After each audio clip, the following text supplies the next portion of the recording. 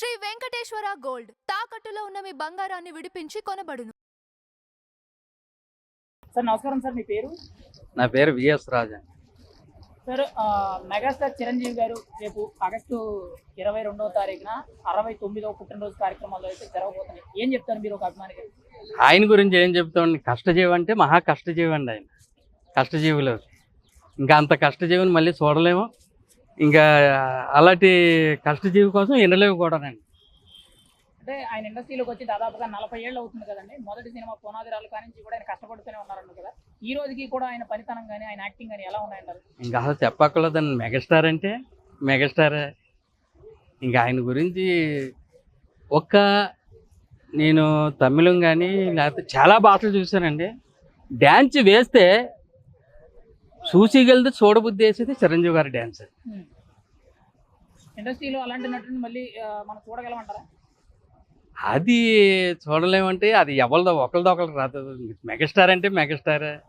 ఇంకా ఎవరిది ఆలదండి. ఇంకా మెగాస్టార్ గారి గురించి మీరైతే ఏం చెప్తారండి? అంటే ఆయన ఎంత కష్టపడి ఎంత జర్నీ చేసి ఆయన వెనకాల ఎంతో మందికి ఇన్స్పిరేషన్ కలిగించి చాలా మందికి కూడా దారి చూపించారు కదా. అటువంటి వ్యక్తి గురించి మీరేం చెప్తారు? ఏమండి చూపిస్తాం ఏంటండి, ఆయన కరోనాలో కూడా అందరూ 5 కేజీలు 10 కేజీలు ఇస్తుంటే ఒక బస్తా బియ్యం, ఒక మొత్తం పప్పులు ఉప్పులు నూనెలు కలిసి ఒక బాక్సు ఎలాగా 2 నెలలకోసారి ఇచ్చారండి ఆయన. ఏమండి ఆయన గురించి ఎంత చెప్పినా తక్కువేనండి. మరి అటువంటి మెగాస్టార్ గారి గురించి కొంతమంది నెగిటివ్ గా మాట్లాడుతున్నారు కదా, దాని గురించి మీరేం చెప్తారు? ఏమండి చూపుతున్నారు కదా ఆయన. ఇప్పుడు మాది గోదావరి జిల్లా. పులస అంటే కనీసం డబ్బులు లేకపోతే పుస్తులు తాగట్లు పెట్టుకుని తినాలన్నది ఒక సామెత. అలాంటి పులస కూర నీకు నచ్చదు. ఆ భగవంతుడు పుట్టించిన భగవంతుడే ఏ కష్టాలు ఎక్కువ ఉన్నాయంటే ఏరా భగవంతుడు నాకు ఈ కష్టాలని తిట్టేస్తావు. మానవులు ఎంతండి?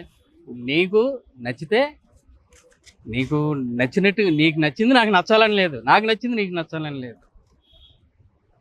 మెగాస్టార్ గారి విషయంలో మీకు ఏ పాయింట్ ఆఫ్ వ్యూలో నచ్చుతారండి? మీరు ఇండస్ట్రీలోకి రావడానికి కానీ మీరు ఏ పాయింట్ ఆఫ్ ఆయన అయితే మెచ్చుకోగలుగుతారు?